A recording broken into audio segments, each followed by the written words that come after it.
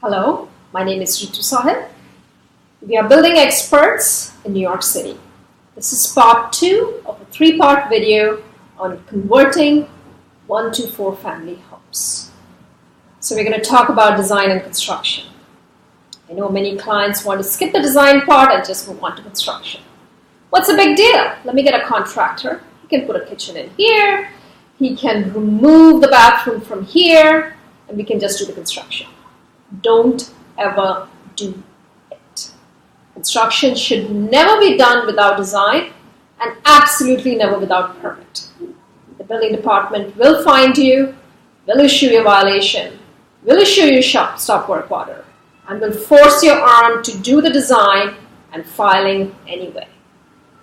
So you have to hire an architect or an engineer for the design phase, which means designing the units that are safe for occupancy by 1 to 4 families in the building, which would mean fire-rated walls, which would mean staircase. Is a sprinkler required? How many kitchens? How many bathrooms? What are the safety features? What about a smoke detector? These are the things that come into design. And of course, you get a beautifully designed space, beautiful finishes, which will raise the value of your property. And clients will want to rent it. Clients will want to buy it. That's where design comes in. The next is the construction, which we talked about. Don't be tempted by unlicensed contractors. Don't be tempted by anyone who claims they can do construction.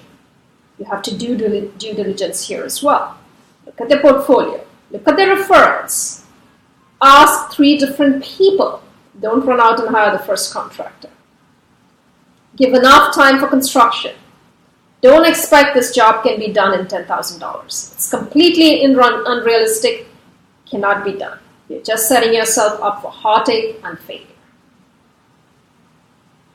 This is part 2 of a 3-part video on converting 1 to 4 family homes.